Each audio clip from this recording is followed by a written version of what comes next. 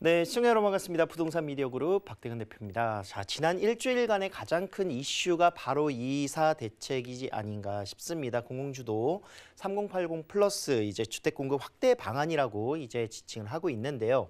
자, 보도 자료를 이제 오늘은 간단하게 한번 살펴보고 이 내용에 따라서 직접적으로 나에 해당되는 내용들이라든가 또는 앞으로의 투자 방법들은 다음 주까지 함께 연계를 해서 안내를 해드리도록 하겠습니다.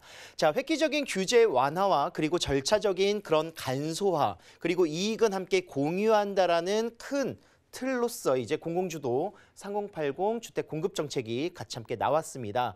자, 압도적인 물량의 확보라든가 또는 그 이익을 개발과 함께 공유하겠다라는 내용들, 그리고 비즈니스의 다양한 다각화의 그런 접근으로 인해서 수익률은 더욱더 극대화시킬 수 있는 이런 내용들을 담고 있습니다. 잠시 뒤 뒤쪽에서 좀 더 상세하게 안내를 좀 드리도록 하겠고요.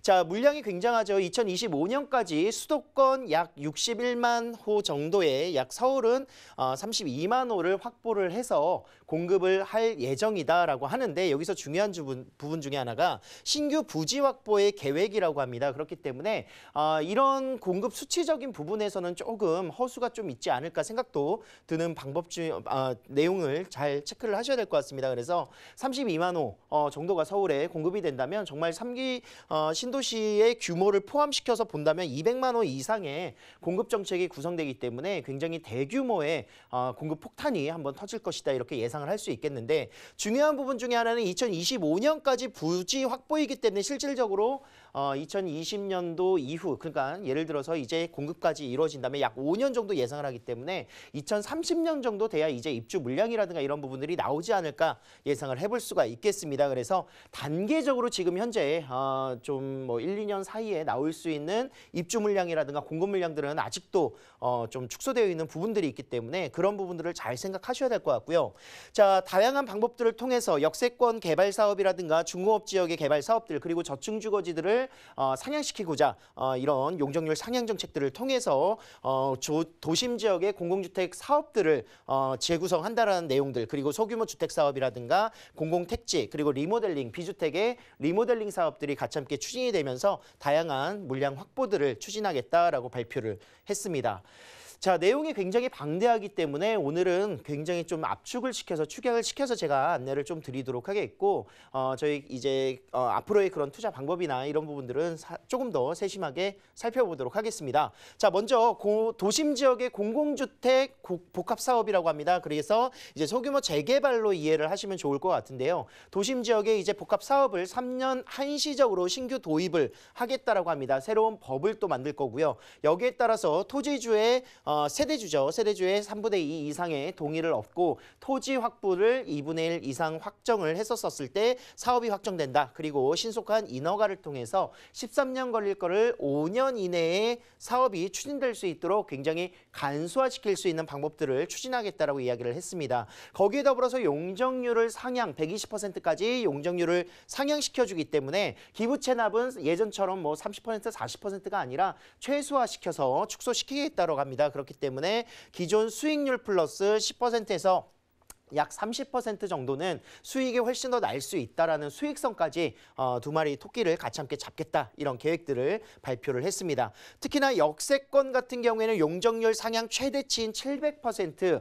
자, 이 이야기는요, 수익률이 굉장히 좋아지는 부분들, 고밀도 주택 개발 사업으로서 변창훈 국토부 장관이 이야기를 하고 있는 부분과 맥락이 같기 때문에 굉장히 주택지에서는 굉장히 고밀도로, 또 상업지는 또 줄이겠다라고 이야기를 했습니다. 그래서 상가 시설들을 줄이고 주택 시설들이 늘어날 수 있는 공급 정책인데, 단 이걸로 인해서 이제 밀도가 굉장히 복잡해지는, 밀도 제한을 또 없앤다라고 했기 때문에 굉장히 주거의 환경적인 부분에서는 좀 불편함이 생길 수도 있다는 우려가 생기는 점이 될 것 같습니다. 어찌됐든 간에 공급이 굉장히 늘어날 수 있는 장점들, 그리고 용적률이 올라간다면 그만큼 땅값의 가격은 더욱더 올라갈 것이다, 이렇게 이해를 하실 수가 있겠고요. 자, 중공업지의 개발들도 스타트업 육성이라든가 청년 기숙사들의 공유할 수 있는 주거 산업 육성지구를 같이 함께 추진을 하겠다. 그리고 낙후되어 있는 저층 주거지에 대해서는 규제 완화를 통해서 주택 공급 활성화 지구로 조성을 하겠다라고 이야기를 했습니다. 자, 소규모 작은 입지일 경우에는 소규모 재개발 사업, 가로주택 정비 사업이라든가 신설될 수 있는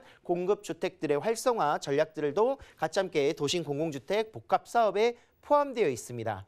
자, 직접 시행하는 정비 사업도 추진을 했는데요. 자, 이제 LH라든가 SH 공기업에서 직접적으로 정비 사업을 추진하겠다라고 이야기를 하는 겁니다. 자, 이 이야기는요. 직접 시행을 하면서 조합원 수의 과반수 이상이 요청을 했었을 때 시행이 가능하다.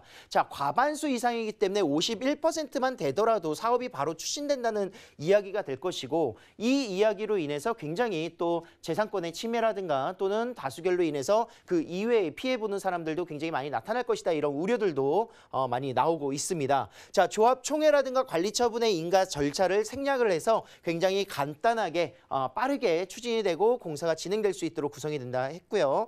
용적률의 상향과 기부 체납의 축소로 인해서 그만큼 수익률을 높일 수 있는 방법들, 조합원의 2년 거주 의무를 미적용한다. 거기에 더불어서 재건축 초과이익 환수 제도를 제외시켜주기 때문에 이거는 조금 고민을 해봐야 되는 부분들도 굉장히 많다라고 저는 생각을 하고 있습니다. 특히나 이런 공공 직접 시행 정비 사업이 추진될 수 있는 지역 중에 하나는 추진이 굉장히 오래 걸리거나 지지부진했었던 지역들, 그리고 또한 수익성이 비례율이 낮아지면서 수익성이 안 나왔었던 지역들은 굉장히 또 추진될 수 있는 가능성들이 많기 때문에 가장 중요한 부분, 과반수 이상의 요청 시 시행한다는 이 부분만 좀 잘 해결된다면 기존 정비 구역들도 이제 추가적인 수익과 함께 좋은 양질의 주택이 추진될 수 있지 않을까 예상을 해볼 수가 있겠습니다.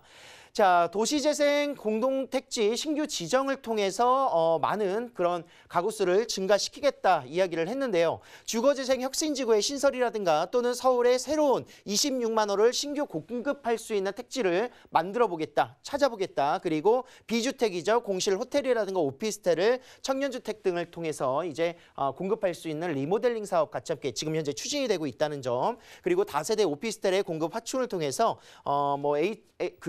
일반적인 그런 공공전세라든가 이런 부분들도 더욱더 물량을 늘리겠다는 내용들이 담겨져 있습니다. 쭉 읽어보시면 되는 내용들이기 때문에 여기에서는 이제 추가적으로 갈 수 있는 부분 중에는 가장 중요한 부분이 될 것 같습니다. 공공 분양 중 일반 공급 비중을 70%까 50%까지 상향을 시키고 일반 공급 중에 추첨제를 이제 기존 10%에서 30%까지 늘리겠다라는 내용도 체크를 해보시면 좋을 것 같습니다. 그만큼 30대, 40대 가점이 안 되는 분들 같은 경우에 굉장히 말들이 많았었죠. 그래서 추첨제를 조금 더 확충시키겠다라는 게 가장 크다 볼 수 있습니다. 자, 투기 방지 대책이 또 나왔습니다. 그래서 일단 이런 정책들이 나오면 정부에서 어느 정도 이곳이 더욱더 좋아질 걸 예상할 수 있기 때문에 투기 방지를 해야 된다. 그래서 기본적인 우선 공급권, 입주권을 받을 수 있는 세대들은 1세대 1주택을 원칙으로 하겠다라고 이야기를 했고요. 그리고 2월 4일 정책이 발표됐었던 날 이후로 해서 사업구역이 신규적으로 매입을 한 그 이후에 매입을 한 대상자에 대해서는 현금 청산을 대상하겠다라고 이야기를 했습니다. 이 부분은 굉장히 논란이 많죠. 지금 현재 어떻게 보면은 내가 지정이 될 거를 예상하지 못하고 주택을 사서 입주를 하고 거주를 한다 하더라도 나중에 이곳이 공공사업지로 채청이 돼서 개발이 된다라고 했었을 때 그곳에 구입하고 진행하거나 또는 거주하셨던 분들은 현금 청산이 되기 때문에요. 이 현금 청산이 다 좋은 부분들은 아니겠죠. 실질적으로 이제 이주할 수 있는 능력이 안 되시거나 또는 현금 청산의 그런 금액적인 부분들이 맞지 않게 책정이 될 수 있기 때문에 굉장히 또 이 부분들이 가장 큰 논란이 될 수 있다 이렇게 이해를 할 수 있겠습니다. 자, 그리고 또한 지분 변동이라든가 다세대 신축 등에 대한 지분 추가적으로 확보를 할 경우에 우선 공급권을 미지급하겠다라는 내용들도 담겨져 있었고요. 그리고 한 채 건물이라든가 함께 필지 등을 다수 공유하는 물건들도 우선 공급권은 주인이 몇 세대라도 몇 명의 공유 지분이라도 공급권은 한 개밖에 지급이 안 된다는 점, 그리고 소유권 이전 등기 시까지 전매 제한이 된다는 점, 그리고 5년 이내에 조합원 분양 불가, 이런 내용은 당연하겠죠. 그리고 사업 예정 지역들에 대해서 토지거래 허가구역으로 지정을 해서 투기를 방지하겠다. 실질적으로 이 내용이 가장 크기 때문에 대표적인 이 내용에 대해서는 다음 주에 다시 한번 정리를 해드리도록 하겠습니다. 자, 거기에 더불어서 가격 동향 점검 후에 실질적으로 이제 모니터링을 통해서 거래량이라든가 가격들이 10%에서 20%포인트 이상 상승을 한 지역들은 지구 지정을 중단하고 취소하겠다라고 발표를 했습니다. 그래서 뭐 투자적인 부분에서의 그런 수요 억제는 정책적으로 이제 막을 수 있으나 이런 부분으로 인해서 피해를 받을 수 있는 소규모의 그런 주택 사업들에서도 이제 나타날 수 있는 부분들이기 때문에 조금 더 세밀한 추가적인 정책들, 변동들이 나타나야 되지 않을까 예상을 해볼 수가 있겠습니다.